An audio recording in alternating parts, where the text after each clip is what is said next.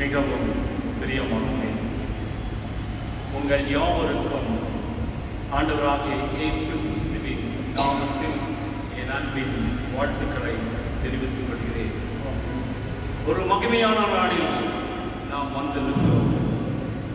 ஒவ்வொரு நாளும் நமக்கு மகிமைதான். அதுவும் இந்த மாதம் நமக்கு சிறப்பான மாதம். கர்த்தருடைய பிறப்பின் மாதத்திலே வந்திருக்கிற நாம் அவருடைய ஆசீர்வாதங்களை பெற்றுக் கொண்டிருக்கிற நாம் இன்னும் எப்படி இருக்க வேண்டும் என்பதைத்தான் ஆண்டவர் இன்றைக்கு நம்மோடு கூட பேசும்படியாக ஆண்டவர் வார்த்தையை கொடுத்து அனுப்பியிருக்கிறார். எனவே அவருடைய வார்த்தையை கேட்பதற்கு முன்பதாக நாம் ஜெபித்து கடந்து செல்வோம். ஜெபிப்போம்.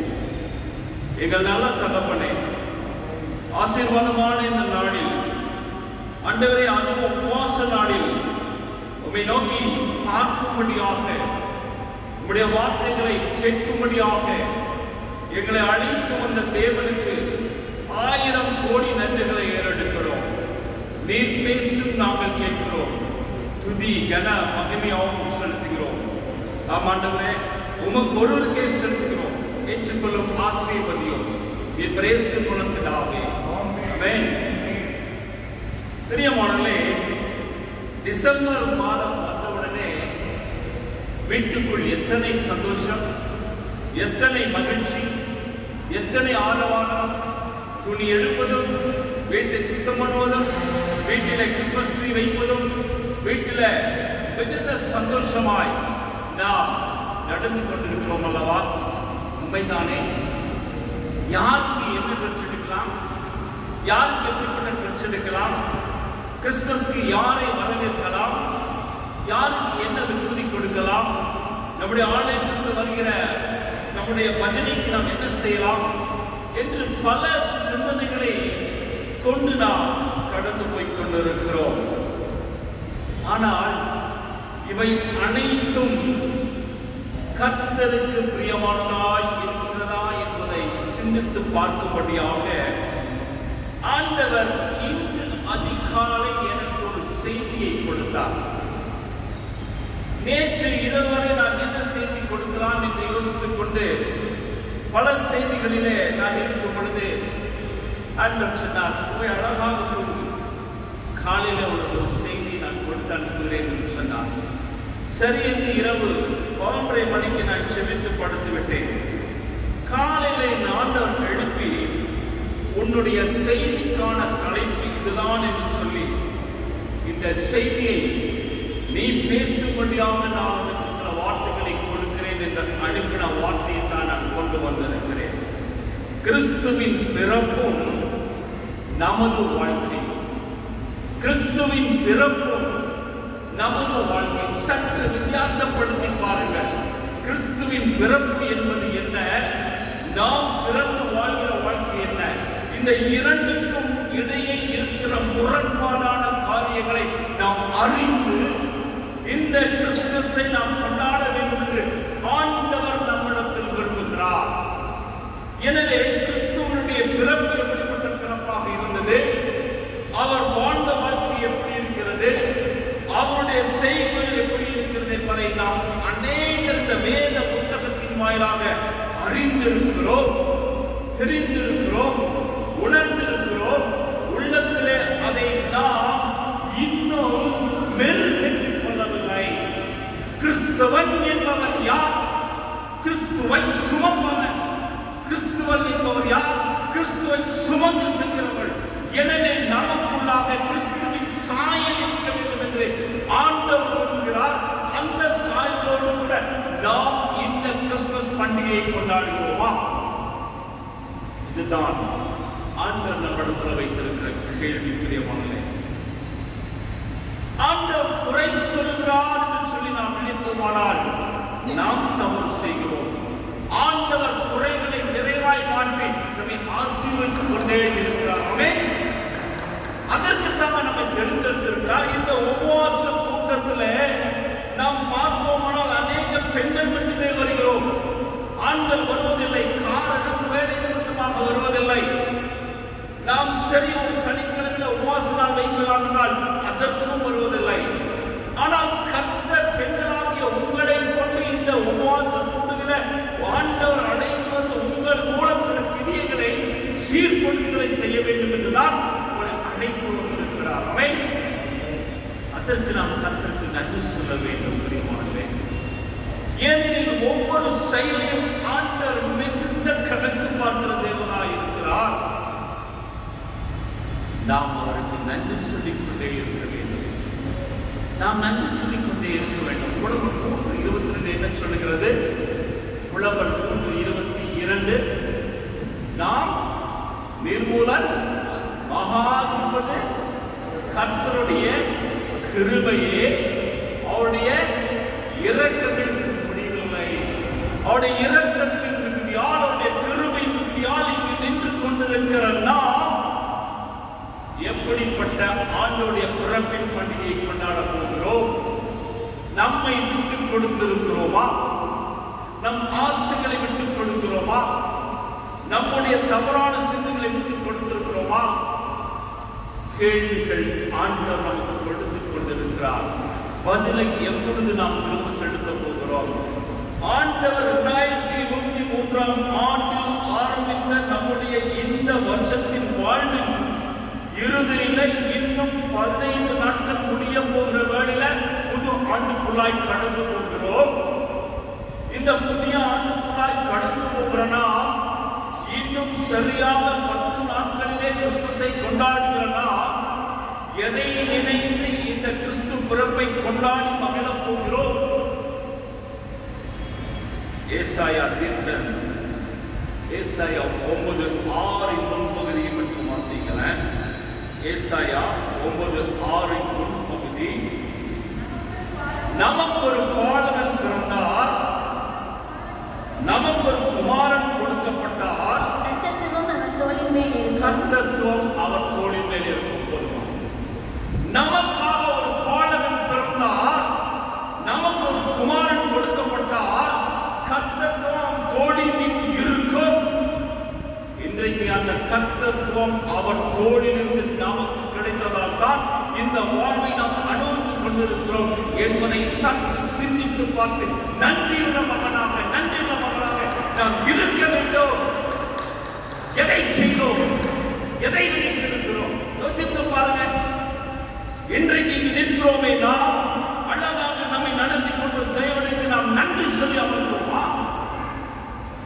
இதாலயத்திற்குள் வருகிறோமே, வரும்பொழுது கர்த்தர் நம்மை அழகாக நேர்த்தியாய் நடத்தி வந்து இங்கு அமர வைத்து அவருடைய வார்த்தைகளை கேட்கும்படி நம்முடைய இருதயத்தை திறந்து, என் மகனே, என் மகளே, என் சத்தியத்தை அறிந்து கொள் என்று அழைத்து வந்த தேவனுக்கு ஒரு நிமிடம் நாம் நன்றி சொல்லி அமர்ந்திருக்கிறோமா? அழகாக சொல்லிட்டான் புலம்பல் 3 நாம் நிற்பதற்கு மூலமாக கிருபை. இந்த கிருபையிலே நான் எதையும் நாம் சாதிக்க முடியாது. பிரியமானவர்களே, சரி, நமக்கு ஒரு பாலகன் பிறந்தார், நமக்கு ஒரு குமாரன் கொடுக்கப்பட்டார், கர்த்தத்துவம் அவர் தோளின் மீது இருக்கிற அப்படிப்பட்ட தேவன் எதற்காக இந்த மனு உலகிலே மனுஷனாய் பிறந்தார்? நம்மை ஆசீர்வதிக்கும்படி, நம்மை அவர் தமக்காக தெரிந்து கொண்ட பிள்ளைகளாய் வைத்து அவருடைய ஊழியக்காரனாக, அவருடைய ஊழியக்காரியாக, அவருடைய சந்தோஷத்தை நிறைவாய் பகிர்ந்து கொடுக்கும்படியாக கர்த்தர் நம்மை தெரிந்தெடுத்திருந்தார். நாம் இன்று இந்த உலகில் வாழ்கிற ஆசீர்வாதத்தை கர்த்தர் கொடுத்தார். அதை உணர்ந்து செயல்படுகிறோமா? அதை விட்டு விட்டு உலகத்தின் பின்னால் ஓடிக்கொண்டிருக்கிறோமா? மத்தேயு 1:21 வாசியுங்கள். மத்தேயு 1:21, அவள் ஒரு குமாரனை பெறுவாள், அவருக்கு இம்மானுவேல் என்று பெயரிடுவார்கள் என்று சொன்னார். அவருக்கு இம்மானுவேல் என்று பெயரிடுவார்கள் என்று சொன்னார். அடுத்தது இம்மானுவேல் என்று பெயரிடுவார்கள் என்று சொன்னார். இம்மானுவேல் என்பதற்கு தேவன் நம்மோடு இருக்கிறார் என்று, தேவன் நம்மோடு கூட இருக்கும்படியாக ஆண்டவர் நமக்காக இந்த பூவுலகில் பிறந்து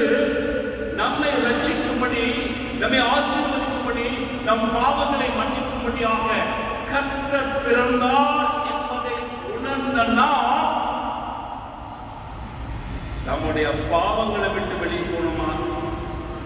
கொஞ்சம் யோசித்து பாருங்களேன். ஆலயத்திற்கு வருகிறோம், சந்தோஷமாய் அமர்ந்து பாடல் பாடி துதி ஆராதனை நடத்தி எல்லாம் செய்கிறோம். இந்த இடத்தை விட்டு வெளியே கடந்து போகும்போது நாம் மீண்டும் அந்த பாவங்களை நமக்குள்ளாய் செலுத்திக் கொண்டிருக்கிறோமே. இதைத்தான் கர்த்தர் அருவருக்கிறார் பிரியமானவர்களே. ஏனெனில் கர்த்தர் நம்மை ஆசீர்வதிக்கும்படியாகத்தான் இந்த உலகத்திலே வந்தார். சரியாக மீண்டும் படிங்கள். மத்தேயு 1:21. நீங்கள் 23 படிச்சீங்க, 21 படிங்க. அவர் ஒரு குமாரனை பெறுவார், அவருக்கு இயேசு என்று பெயரிடுவாயாக. ஏனெனில் அவர் தமது ஜனங்களின் பாவங்களை நீக்கி அவர்களை ரட்சிப்பார். இந்த ரட்சிப்பை பெறுவதற்காக, இந்த ரட்சிப்பின் மீட்பை அடைவதற்காகத்தான் கர்த்தர் நமக்காக பிறந்தார். ஏன் சொன்னா, ஆண்டவர் எவ்வளோ கோபமான மனுஷனா மாறினார்னா நம்ம தாங்க காரணம். கர்த்தர் நம்மிடத்துல வைத்த அன்பை நாமே இழந்து போனோம். ஆதியாகமம் 6:5 படிப்போமா? ஆதியாகமம் 6:5 பக்கம் 6. மனுஷனுடைய அக்கிரமம் பூமியிலே பெருகினது என்றும் அவன் இருதயத்தின் நினைவுகளின் தோற்றமெல்லாம் நித்தமும் பொல்லாததே என்றும் கர்த்தர் கண்டு தாம் பூமியிலே மனுஷனை உண்டாக்கினதற்காக கர்த்தர் மனஸ்தாபப்பட்டார். அது அவன் இருதயத்திற்கு வசனமாயிருந்தது. கர்த்தர் மனஸ்தாபப்படும்படியாக அன்றைக்கு அவர்கள் வாழ்ந்தார்கள். இன்றைக்கு நாம் எப்படி வாழ்கிறோம்? நாம் கர்த்தரை எந்த விதத்தில் சந்தோஷப்படுத்தி இருக்கிறோம்? நம்முடைய செய்கையின் மூலமாக கர்த்தரை சந்தோஷப்படுத்தி இருக்கிறோமா? அல்லது நம்முடைய செயல்பாட்டின் மூலமாக, நம்முடைய ஜெபத்தின் மூலமாக, நம்முடைய உபவாசத்தின் மூலமாக கர்த்தரை நாம் சந்தோஷப்படுத்தி கொண்டிருக்கிறோமா? இன்னைக்கு எத்தனை பேர் உண்மையாகவே உபவாசத்தோடு கூட இந்த மீட்டிங் வந்திருக்கிறீங்க? உண்மையாக சொல்லுங்க, உபவாசத்தோடு வந்திருக்கிறோம். தயவு செஞ்சு நம்ம வந்திருக்கிறோம் உபவாசத்தோடு. சாப்பிட்டு வந்து இங்க உட்கார்ந்து ஆசீர்வாதம் பெற்றுக்கொள்வோம் என்று நினைக்கிறார்கள். தயவு செய்து அந்த தவறை திருத்திக் கொள்ளுங்கள். ஆண்டவர் உங்களிடத்தில் கேட்கிற அந்த 6 மணி நேரத்தில் நீங்கள் ஆண்டவருக்காக உங்களுடைய சாப்பாட்டை விட்டு வரவில்லை என்றால் எப்படி ஆசீர்வதிக்கப்படுவீர்கள்? ஒரு உபவாச ஜெபம், உபவாசம் வரணும். ஏதோ செய்தியை கேட்கிறோம், ஏதோ பாடலை பாடுகிறோம், ஏதோ அமர்வுன்னு சொல்லி வருவோம்னால் நாம் கர்த்தருக்கு பிரியமில்லாத வழியில் நடக்கிறனா எப்படி கர்த்தருடைய பிறப்பின் பண்டிகை சிறப்பாய் கொண்டாட முடியும்? எப்படி ஆசீர்வாதத்தை பெற்றுக்கொள்ள முடியும்? கர்த்தர் மனஸ்தாபப்பட்டார். மனஸ்தாபத்தோடு இன்றைக்கு பார்ப்பார், ஆண்டவரே எங்களை மன்னியும், இந்த உபவாசம் உபவாசம் வந்திருக்கேன்னு சொல்லி ஆண்டவரை மன்னிப்பு கேளுங்க. கர்த்தர் பார்க்கிறாருங்க, உங்க சின்ன உபவாசத்துக்கு கர்த்தர் பெரிய ஆசீர்வாதத்தை கொடுக்கிறார். ஆமென். சின்ன உபவாசம் தான், சாப்பிடலாம், யாரும் சாப்பிட போறதில்லை. உங்க சுகர் ஒண்ணுமே ஆகாது. யோசித்து பார்க்குறீங்களா? டெஸ்ட் பண்ணி பாருங்க. உங்க முன்னால் இன்றைக்கு வர்ஷிப் எடுத்த என் மனைவி சுகர் 450 இருக்கும், ஆனால் உபவாசத்தை கைவிட மாட்டார். உபவாசத்துக்கு காத்திருப்பார். அடுத்த டெஸ்ட் எடுக்கும்போது பார்த்தீங்கன்னா உபவாசத்துல ஆண்டவர் கொடுத்த மேன்மை அந்த சுகர் இருக்கலாம். இது உண்மை புரியமானே. ஆண்டவர் சொல்றதை சோதித்து பாருங்கள். நீங்க சோதித்து பாருங்களேன், கர்த்தர் மகிமையான மகத்துவத்தை கொடுத்திருக்கிறார். எனவே உபவாசத்தோடு கூட நாம் வரும் பொழுது என்ன தேவைகளுக்கு வருகிறோமோ, என்ன எதிர்பார்த்து வருகிறோமோ, என்ன ஜெபத்துக்காய் வருகிறோமோ அதை ஆசீர்வாதம் கொடுத்து அனுப்புகிற தேவன் நம்முடைய தேவன். அப்படிப்பட்ட தேவனை தான் நீங்களும் நானும் வணங்கிக் கொண்டிருக்கிறோம். அவர் நம்மை ஆசீர்வதிக்கிற தேவன். என்றென்றைக்கு நம்மை நம்மை ஐஸ்வர்யமான வைக்கிற தேவன். ஆனால் அவர் மனஸ்தாபப்படும்படி நாம் நடப்போமானால் எப்படி ஆசீர்வாதத்தை பெற முடியும்?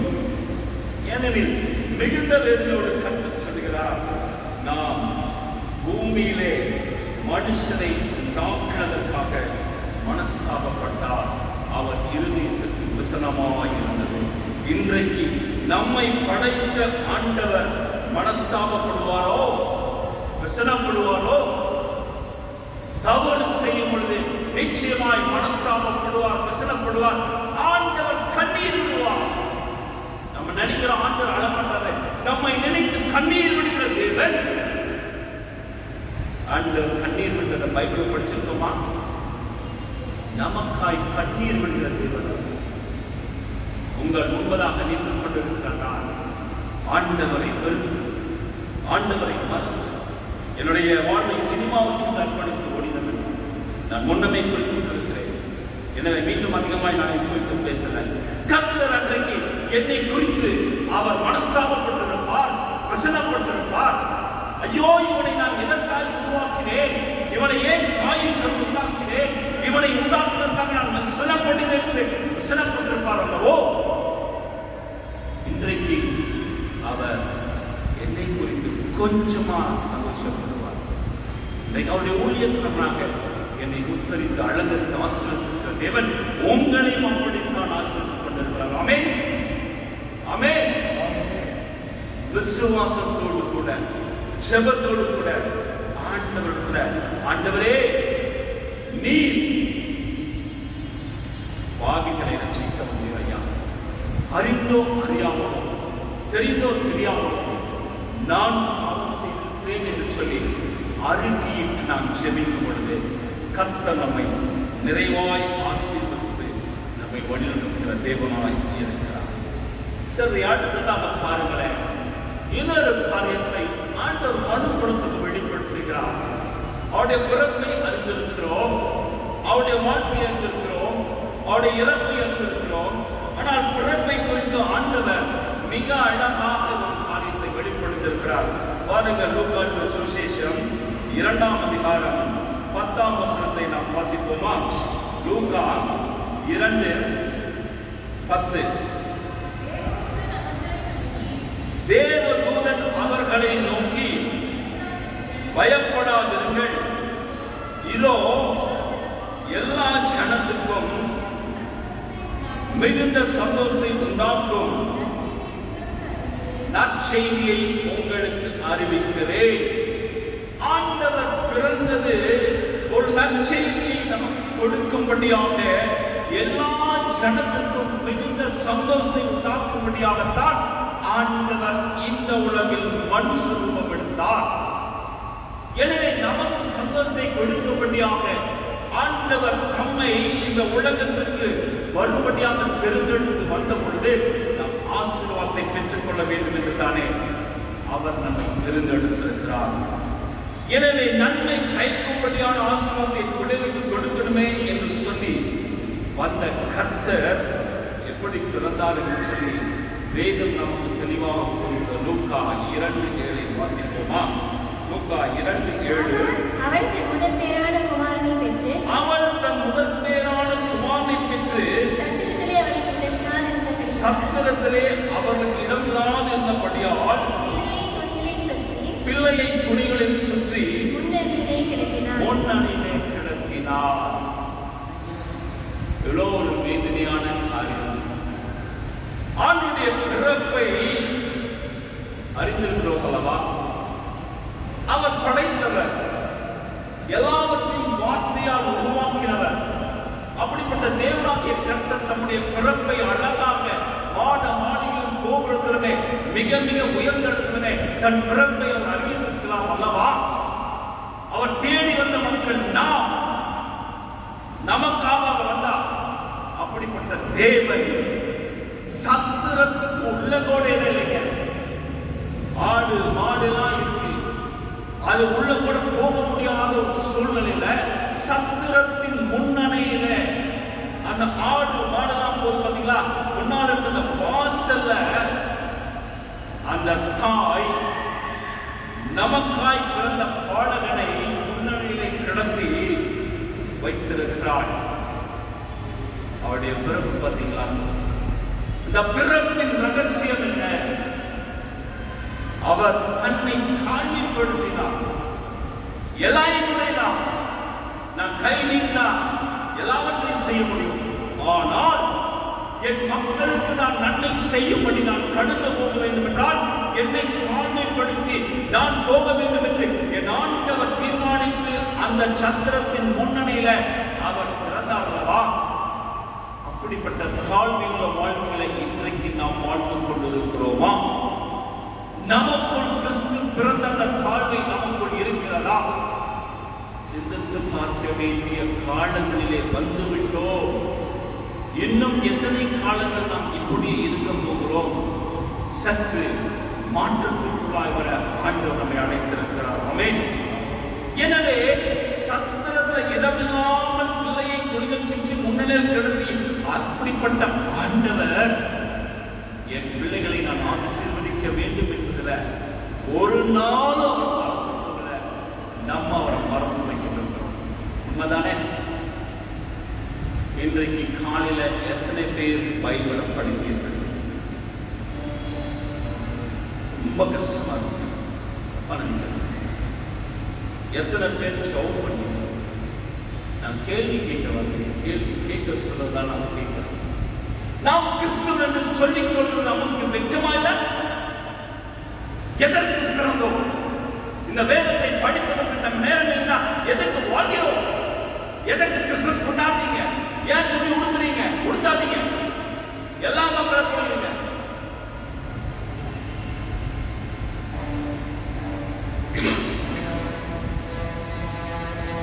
மிகுந்த வேதனையோடு கூட சொல்கிறேன் பிரியமான, தயவு செய்து இந்த வேத புத்தகத்தை படிக்காம எங்கேயும் போகாதீங்க.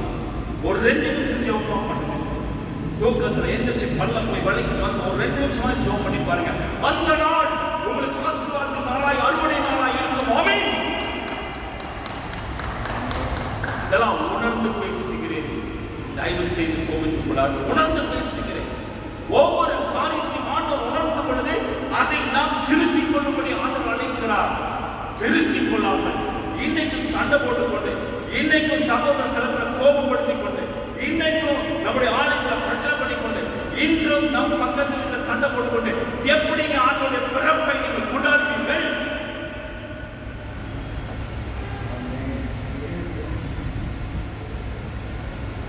பிலிப்பியர் 2:8 என்று சொல்கிறது பாருங்கள். பிலிப்பியர் 2:8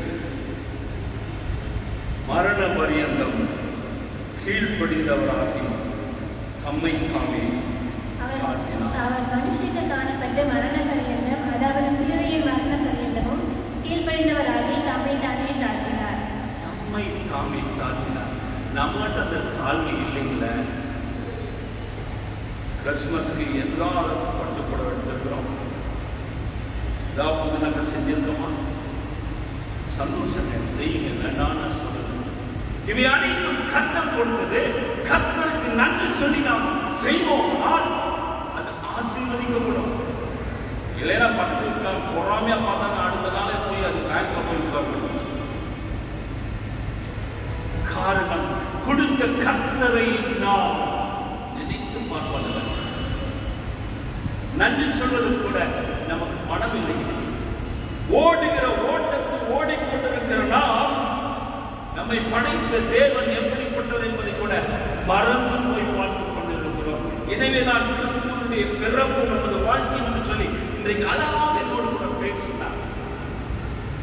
இன்றைக்கு நமக்கு கொடுத்திருக்கிற உடை, இந்த வசதி, இந்த வாழ்க்கை, இந்த வாய்ப்பு, இந்த திருச்சபையில் அமர்ந்திருக்கிற இந்த ஆசீர்வாதம் எல்லாம் கர்த்தர் கொடுத்தது. ஆமென். ஏசாயா தீர்க்க நலமாக ஆண்டவரை குறிப்பிட்டிருக்கிற 9:6 பின்பகுதியை வாசிக்கலாமா? ஏசாயா ஏசாயா 9:6 பின்பகுதி. அவர் நாமம் அதிசயமானவர், ஆலோசனை கர்த்தர், வல்லமையுள்ள தேவன், நித்திய பிதா, சமாதான பிரபு. இத்தனை இருக்கிற ஆண்டு இன்னைக்கு யாரோட வார்த்தை கேட்டுக்கிறோம் சொல்லுங்களேன். எவ்வளவு அழகாக தீர்க்கணும் ஆண்டவர் வார்த்தை கொடுத்து அனுப்புகிறார் பாருங்க. அவர் நாமம் அதிசயமானவர். ஆமாம், அவர் பிறப்பு அதிசயம், அவர் வாழ்க்கை அதிசயம், அவர் இறப்பு அதிசயம், அவர் உயிர் அதிசயம். அப்படிப்பட்ட அதிசயமான தேவனை வணங்கி கொண்டிருக்கிற நாம் அந்த அதிசயமான தேவனை தினமும் தரிசிப்பதற்கு நாம் நம்மை விட்டு கொடுத்திருக்கிறோமா? இந்த மாதிரி செய்தியெல்லாம் ஆண்டவர் கொடுத்தாத நாம் கேட்கணும். அவர் பேசுகிறார், என் வாயில் வைக்கிறார், அதை சொல்லுகிறேன். தயவு செய்து கொதித்துக் கொள்ளாதீர்கள். இன்று இந்த செய்தி இப்படி இருக்குன்னு எனக்கே தெரியாது. அதிசயமான தேவனிடத்துல நீங்க கேட்டு பாருங்க. கர்த்தர் நிறைவாய் கொடுக்கிறதை ஆசீர்வதிக்க காத்திருக்கிறார். ஆமென். ஒன்றுமில்லை, கடந்த மாதத்தில் இதே நாளில் என் மகள் திருமணம். நாங்கள் எதிர்பார்க்கவே இல்லை. திடீரென்று திருமணம் ஃபிக்ஸ் ஆகும் அப்படின்னு நாங்கள் நினைக்கல. சரி, இன்னும் ஒரு வருஷம் போட்டு உள்ள வேலை செய்யறாங்க, ஒரு வருஷம் போட்டு நாங்கள் நினைத்து கொண்டிருந்தோம். திடீரென்று மாப்பிள்ளை வந்தது, பேசினார்கள், எல்லாம் ஒழுங்கானது. நானும் மனைவி பேசிக் கொண்டிருந்தோம். என்னடா இது, நாங்கள் நினைக்கவே இல்லை, இவ்வளோ சீக்கிரமா காரியங்கள் ஒழுங்காகிறது, நாம் ஜெபிப்போம் என்று நானும் மனைவி மக்களாக திறம்படுத்தி ஜெபித்தோம். ஜெபித்த பொழுது கர்த்தருடைய வார்த்தை கடந்து வந்தது. இது என்னால் உண்டானது, இதற்கு நீங்கள் நலம் மூலம் ஒன்றும் சொல்லக்கூடாது என்ற வார்த்தை ஆண்டவர் வைத்தார்.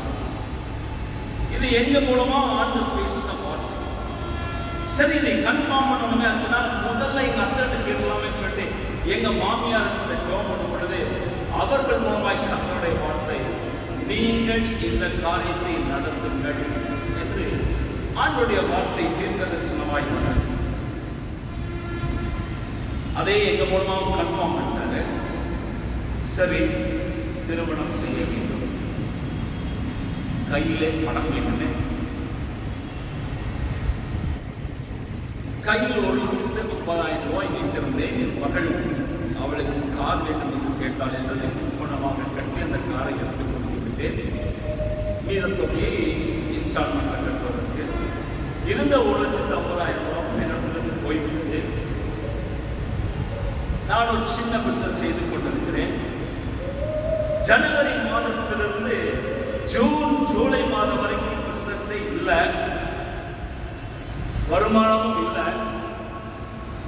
ஏதோ அவ்வப்பொழுது என் தேவைக்கு மட்டும் ஆண்டவர்களுக்கு கொடுப்பார். அது அந்த நாளுக்கு என் தேவை சந்திக்கப்படும். இதுதாங்க அதிசயமான தேவை. அதற்காய் சொல்லுகிறேன், பெருமைக்காய் சொல்லுகிறேன். ஆண்டவரே, இந்த வாரத்துக்கு நீர் எந்த காகத்தை அனுப்புகிறீரோ,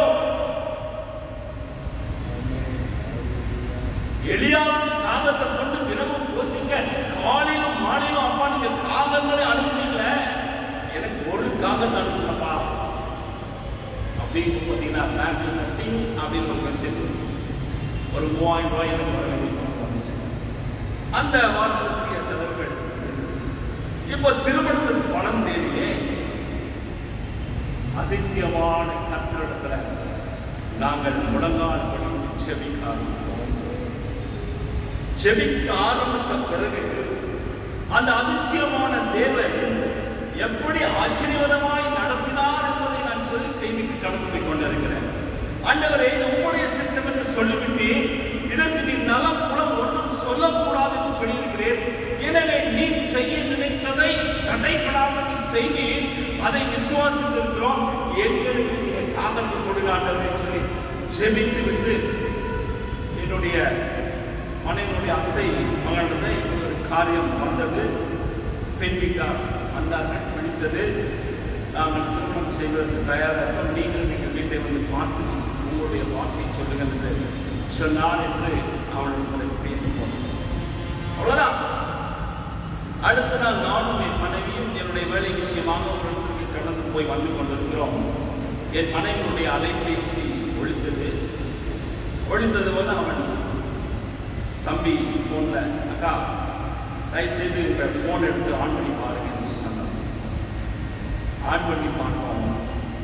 சற்றும் எதிர்பார்க்கவில்லை. 2 லட்சம் ரூபாய் அவனுடைய அக்கௌண்ட்ல அவன் போட்டிருந்தான். அதனுடைய பதிவு இதுதாங்க அதிசயமான தேவன், அற்புதமான தேவன். நான் அவனோட பணம் கொடுத்து கேட்கலையே, என் தேவன் இடத்தில் விண்ணப்பித்தேன். என் தேவன் அவன் உள்ளத்தில் பேசி அவன் 2 லட்சம் ரூபாவை அவன் போட்டான். எப்படி இருக்கும் பார்த்தீங்களா? அவர் அதிசயமான ஆமென்.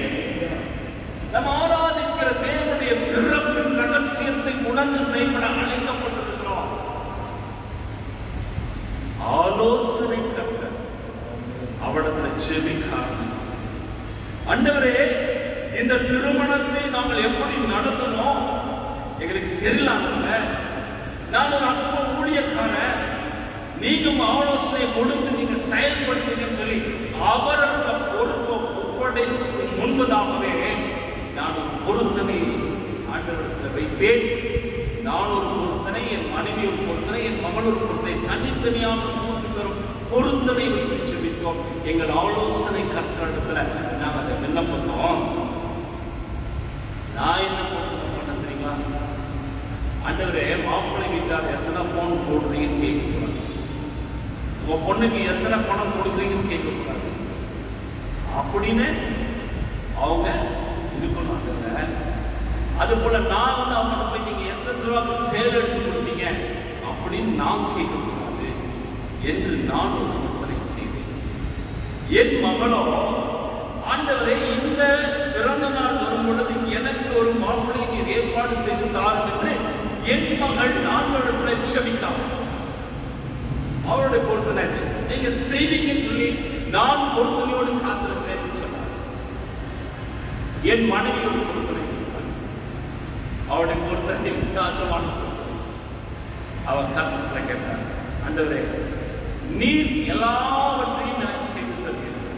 நான் எப்பொழுது போல உங்களுடைய பிள்ளையா இருப்பாங்க. எனக்கு நான் உம்மிடத்தில் வைத்த விண்ணப்பங்களை எனக்கு நீங்க செய்து கொடுங்கன்னு சொல்லி ஒரு சின்ன ஒரு பொருள் தான். எங்களுக்கு கோயம்புத்தூர்லயே மாப்பிள்ளை பாருங்களேன், கோயம்புத்தூர்லயே கொடுங்க. அவர்கள் எந்த விதமான டிமாண்ட்ஸும் பண்ணக்கூடாது. அவன் சொல்லிட்டான். நடந்தது என்ன? என் பொண்ணு பிறந்த நாள் அன்னைக்கு மாப்பிள்ளை நம்ம சர்ச்சில் பார்க்கிறோம். ஆமென். அழகான அதிசயமான தேவன் அவர் பிறந்த நாளுக்கு கேட்ட ஒரு ஆசீர்வாதத்தை ஒரு மணமகனை கொண்டு வந்து நிறுத்தி தான் அப்படின்னு சொல்லி அன்னைக்கு காண்கிறார். அது போல நான் கேட்டபடி எந்த டிமாண்டுமே வைக்கல, என்ன பொருளையும் கேட்கல. என் மனைவியின்படி அவர் கோயம்புத்தூர்ல இருக்கிற மாப்பிள்ளை பக்கத்துல இருந்தா நல்லா இருக்கும் நினைச்சதையும் கொடுத்து நம்மை ஆசீர்வதிக்கிற தேவன் எவ்வளோ ஆலோசனையின்படி நம்முடைய விண்ணப்பத்தை ஏற்று அதை அதிசயமாய் செய்து நமக்கு ஆலோசனை கற்றால் இதெல்லாம் செய்ய சொல்லி கொடுக்கிறாரு. அப்படிப்பட்ட தேவனின் பிறப்பை கொண்டாடுகிற நாம் அவருக்கு கீழ்ப்படுத்தி நடக்கிறோமா? சிந்திக்கல. ஏன் இல்லை? அவர்கள் கேட்பதே இல்லை. நான் யார்கிட்டையும் போய் காசு கொடுக்க கேட்கல, அவளிடத்துல கேட்டேன். அப்பதான் என் மனசுக்குள்ள ஆண்டவர் பாடம் போட்டார். நம்முடைய வேதநாயக சாஸ்திரியார் அவர்கள் ஒரு நாள் இரவுல தன் குடும்பத்தோடு அமர்ந்து ஜெபித்துக் கொண்டு பாடம் பாடிக்கொண்டிருக்கிறார். அன்று இரவு சாப்பிடுறதுக்கு அவர் வீட்டில் உணவே இல்லை. அப்பதான் அவருக்கு அந்த பாடல் இருந்தார். அப்படிப்பட்ட அந்த பாடல் வரிகளை ஆண்டவர் எனக்குள்ளாகி அவர் சொல்றாரா, நம்ம இந்த பாடலை பாடி முடித்து நிற்கும் பொழுது கர்த்தர் நமக்கான உணவை தருவார் என்று அவருடைய பிள்ளைகளெல்லாம் சொல்லி முடிச்சு ஜெபத்தை முடிக்கிறாங்களா, கதவு தட்டப்படுகிறது. கதவு திறந்து பார்த்தீங்கன்னா ராஜா அரண்மனையிலே அவர்கள் சாப்பிடுகிற உணவுகள் அனைத்தும் அவருடைய வீட்டுக்கு வந்தது. ஆமென். இது உண்மையான சம்பவம் பிரியமானவர்களே. அப்படியானால் நம்முடைய தேவனாகிய கர்த்தர் அதிசயமான தேவன் நமக்கு ஒரு ஆசீர்வாதத்தை கொடுக்கும்படி யாரிடத்துல ஆலோசனை கொடுக்கிறார் பார்த்தீங்களா? ராஜாவிடத்துல கொடுத்து அந்த உணவெல்லாம் போய் அங்க போய் கொடுத்தத அந்த மனுஷன் தான் மற்றும் சாப்பிடாமல் அவர் இருந்த வீதிகளுக்கெல்லாம் கொடுத்து அவர் கர்த்தரை ஸ்தோத்திரித்தார். நம்ம கிறிஸ்துமஸ்க்கு செய்கிற பிரியாணியை பக்கத்து வீட்டுக்கு கொடுக்கிறோமா? நம்ம அப்பா அம்மா கொடுக்கிறோமா? கொஞ்சம் டேஸ்ட் பார்க்க எந்த கொடுக்கிறோமா?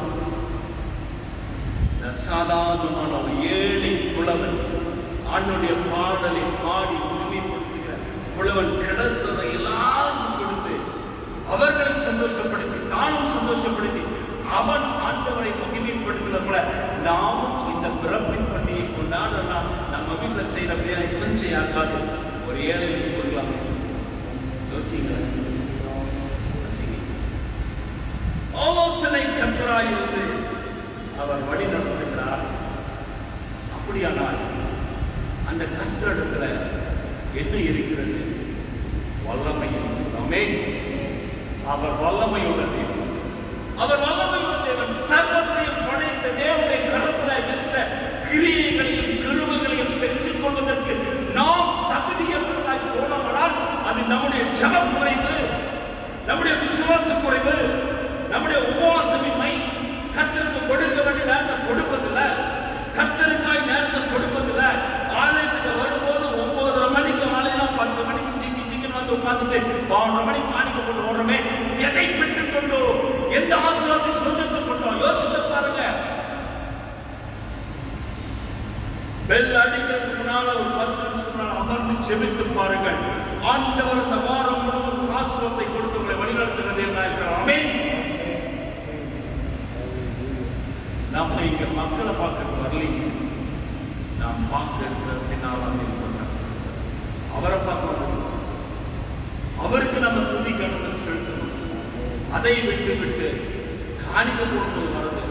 இன்னும் சொல்லப்போனா கேவலமா இருக்கிற சபையில் நம்முடைய தெருவிருந்து எடுக்கும்போது ஓடி வந்து திருவிழா இதெல்லாம் யாருக்கு யாரை அசை செய்கிறோம்? நாம் எதற்கு பிறந்தநாள் கொண்டாட வேண்டும்? கர்த்தருடைய பிறந்த நாள் அசட்டை செய்வதற்கு ஆண்டவர் நம்மை படைத்தார். வல்லமையுள்ள தேவனுடைய கரத்திலிருந்து எரிச்சல் உள்ள கரம் நீண்டு போனால் நாம் பிழைக்கவே முடியாது, பிழைக்கவே முடியாது. அப்படிப்பட்ட வல்லமையுள்ள தேவனை தரிசித்துக் கொண்டிருக்கிறான். அந்த வல்லமையுள்ள தேவனத்தை ஆண்டவரே இந்த பிறப்பின் பண்டிகையை கொண்டாடுவதற்கு எனக்கு கிருபையை கொடுங்க, நாங்க குடும்பமா கொண்டாடும்படி உங்களுடைய வல்லமையை தாங்க.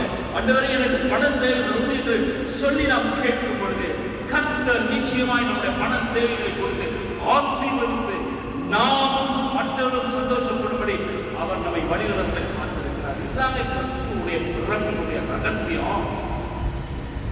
அதை உணராமல் இன்றைக்கு எப்படி தெரியுமா கிறிஸ்துமஸ் கொண்டாடிக்கிறோம்?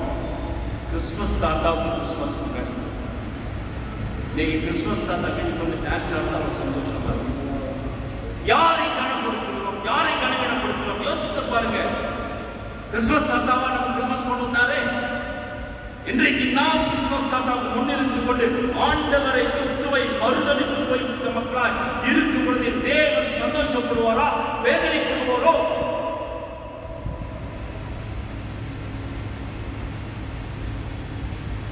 ஆதியாகமம் 1:27 வாசிக்கிறோம்.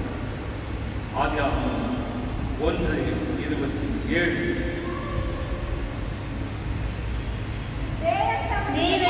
தம்முடைய சாயலாக மனுஷனை சிருஷ்டித்தார். அவனை தேவ சாயலாகவே சிருஷ்டித்தார். ஆணும் பெண்ணுமாக அவர்களை சிருஷ்டித்தார். எப்படி சிருஷ்டித்தாருங்க? தம்முடைய சாயலாக மனுஷனை சிருஷ்டித்தார். அவருடைய சாயலாக இருக்கிறோம். அவருடைய மகிமை நமக்குள் பிரவாகித்துக் கொண்டிருக்கிறது. கர்த்தரை தேட தேட, கர்த்தரை துதிக்க துதிக்க கர்த்தருடைய நாமம் நமக்குள் கடந்து வந்து கொண்டே இருக்கிறோம். நாம் மற்ற ஜனங்கள் மத்தியிலே, இன்னும் சொல்லப்போனால் ஆண்டவரை அறியாத மக்கள் மத்தியிலே, புறஜாதி மக்கள் மத்தியிலே கர்த்தரை நாம் தேடி ஜெபித்துக் கொண்டிருக்கும் பொழுது கர்த்தர் நம்மை சுற்றிலும் அவருடைய ஒளியின் கிரியை கொடுத்து நம்மை ஆசீர்வதித்து நம்மை மேன்மைப்படுத்துகிற தேவனாக இருக்கிறார். ஆமென். நீங்க ஜெபித்து பாருங்க, கர்த்தருக்குள்ளாய் ஜெபித்து பாருங்க, பக்கத்துல யாரும். இதுதாங்க கர்த்தர் நமக்கு கொடுக்கிற அந்த மகிமை. அவருடைய சாயலாகவே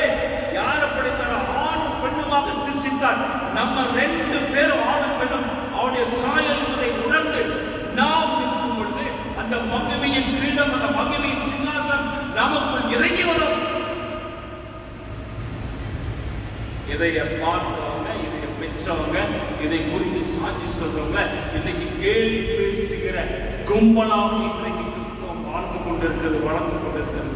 ஊழியக்காரனை குறை பேசி ஊழியக்காரனுடைய செய்திகளை பிரித்து அக்குவராய் ஆணிவராய் இன்றைக்கு ஊழியர்களை காயப்படுத்திக் கொண்டால் எப்படி நாம் ஆஸ்வதிக்கப்பட முடியும்? ஒருமுறை நான் குடியிருந்த வாடகை வீட்டில் கீழ் வீட்டிலே ஒரு கிராமிய குடும்பத்தார் இருந்தார்கள். அவர்கள் எங்கள் வீட்டிற்கு அநேகர் வந்து ஜெபித்து போவதை பார்த்துக் கொண்டே இருப்பார்கள்.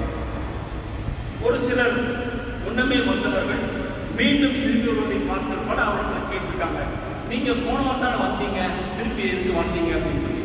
இப்படி அவர்கள் 2-3 இடத்துல அவர்கள் கேட்டுக்கொண்டிருக்கிறார்கள். அவர்கள் பதில் சொல்லியிருக்கிறாங்க. ஒரு நாள் திடீர்னு பார்த்தீங்கன்னா எங்கள்கிட்ட கேட்டாங்க, உங்களாவது பார்க்கணும் அப்படின்னாங்க. வாங்க அப்படின்னு சொல்லி, இல்லைல்ல நாங்கள் வருவோம், நீங்கள் எங்களுக்காக தயாராக இருக்கணும். சரி வாங்க மாமி, ஏன்னா பிராமணர் நார்மலி மாமி தான் சொல்லுவோம், வாங்க மாமி பரவாயில்ல.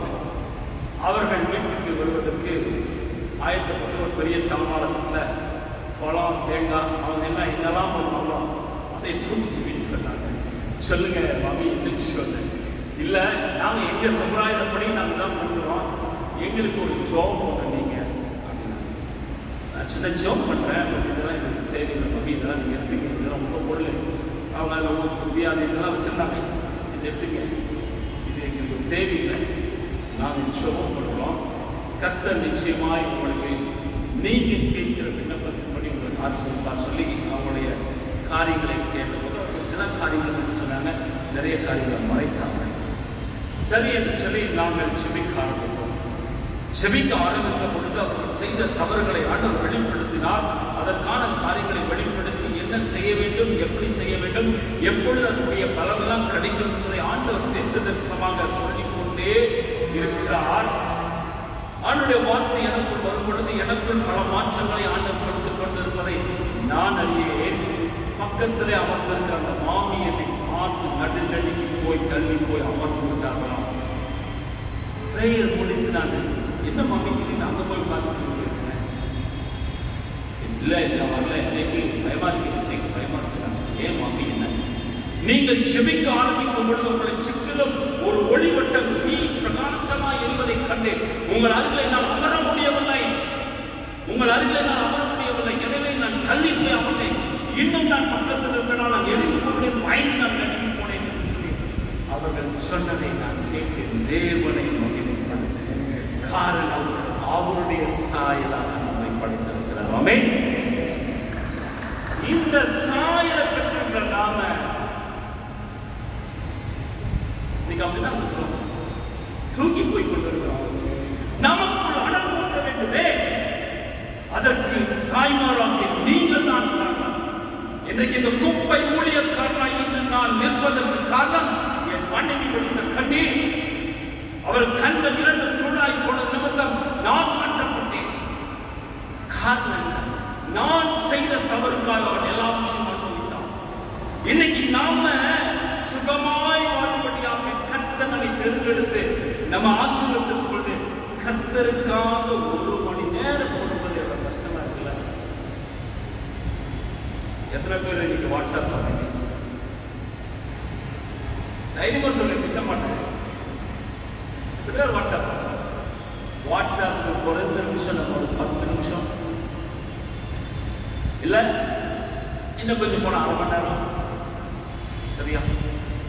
அதே கிறிஸ்தவ வீடியோவை எத்தனை பேர் பார்க்க முடியும்? 1 மணி நேரம் தொடர்ந்து பார்க்குறீங்களா? ஒரு செய்தியை முழுமையாக பார்க்கிறோமா? இல்லையே. காரணம் நேரம், ஒத்துக்கிற நேரம் இல்லைதான். ஆனா அந்த வாயில தேவையில்லாம அதோட போன்ல பேசுவேன், அப்ப மட்டும் நேரம் தான். கர்த்தர் கேட்கிறார் பிரியமானவர்களே. என் ஆண்டவர் ஒரு நாள் காலை வெள்ள சொன்னார், மகனே நீ உன்னுடைய செய்தியை 1 மணி நேரம் கொடுப்பதை காட்டணும், எனக்காக ஒரு செய்தியா சொல்லுங்க ஆண்டவரே. 2015 நடந்ததை நான் சொல்கிறேன். வாட்ஸ்அப்ல வாய்ஸ் மெசேஜ் 2 நிமிஷத்துக்குள்ள கொடுக்க முடியுமா? ஆண்டவரே 2 நிமிஷத்துக்குள்ளயா? செய்யுங்கள். முதல்ல ஆரம்பிக்கும் போது 3 நிமிடமாக இருந்தது. ஆண்டவர் சொன்னார், ஆனால் நிறைய பேர் ஸ்கிப் பண்ணிட்டே போயிருக்கிறாங்க, யாரும் கேட்கல, கொஞ்சம் குறைச்சு கொண்டு வாங்க. சரி என்றார். கொண்டு வந்து சரியாக 2:20 நிமிஷத்துல முடிக்க ஆரம்பித்தேன். பார்த்தீங்கன்னா சப்ஸ்கிரைபர் 300 பேர் ஆனாங்க. ஆண்டுடைய வார்த்தை கடந்து போனது. 300 பேர் சப்ஸ்கிரைபர்.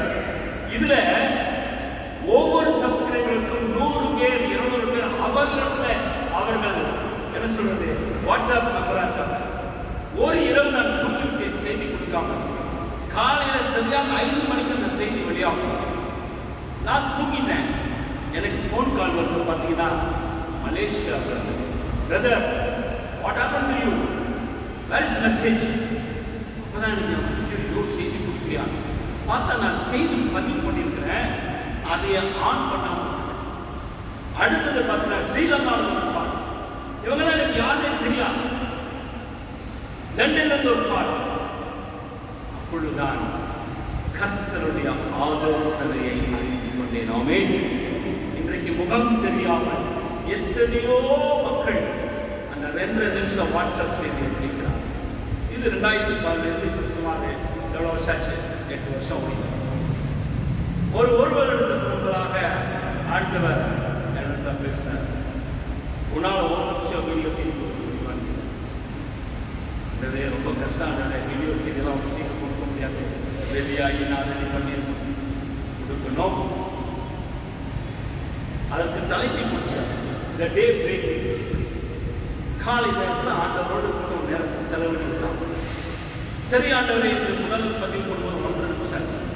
இப்பொழுதுதான் சரியா பார்த்தீங்கன்னா 42 செகண்ட்ஸ் 50 செகண்ட்ல அந்த செய்தியை கொடுத்து. காரணம் என்ன? இன்னைக்கு வாட்ஸ்அப்ல மெசேஜும் பார்க்கறதில்ல, யூடியூப்ல மெசேஜும் பார்க்கறதில்ல, ஆனா வேற எல்லாம் பார்த்துட்டு மக்களுக்கு இந்த 48-50 செகண்ட்ல செய்தி போட்டுமே சொல்லி ஆண்டவர் கொடுத்த செய்திக்கு எனக்கு பல சப்ஸ்கிரைபர்ஸ். எதற்கு சொல்லுகின்ற ஆலோசனை நம்மோடு கூட இருக்கிற ஆலோசனை கர்த்தர் அவர் வல்லமை உள்ளவர். அந்த வல்லமை தான் பிரியமானவர்களே இன்றைக்கு நம்மை வழிநடத்தி கொண்டிருக்கிறது. எனவே நித்திய பிதாவாகிய அவரை தேடி நிற்கும்படி நாம் அழைக்கப்பட்டிருக்கிறோம். இந்த உலகத்தில் எதுவுமே நித்தியமானது இல்லைங்க. எல்லாமே அநித்தியமானது, எல்லாமே அழிந்து போகிறது. ஒரே ஒருவர் மட்டுமே நம்மை வழிநடத்துகிற தேவன், அவர்தான் ஆண்டவராகிய இயேசு கிறிஸ்து.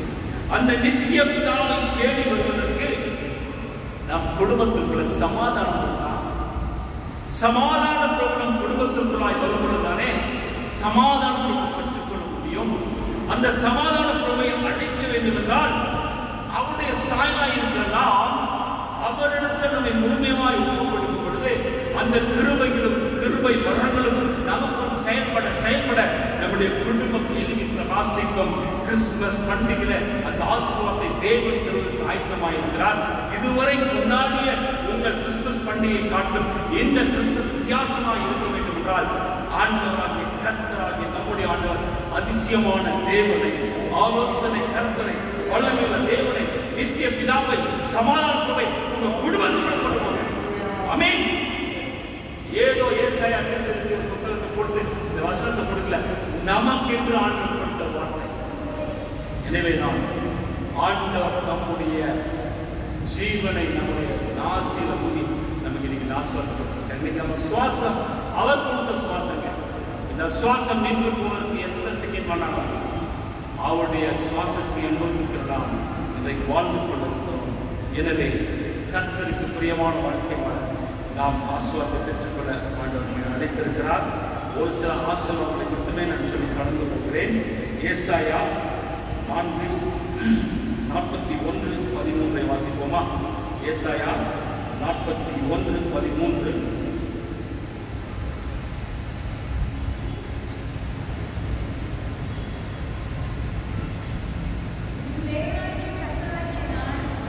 படிக்குமா?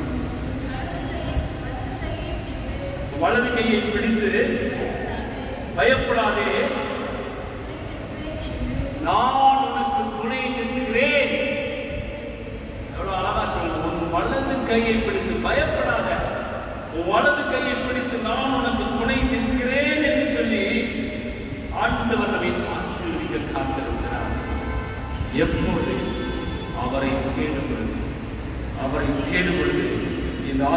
நமக்குள்ளாய் வரும். உபாகமம் 7:13 வாசிப்போமா? உபாகமம் 7:13.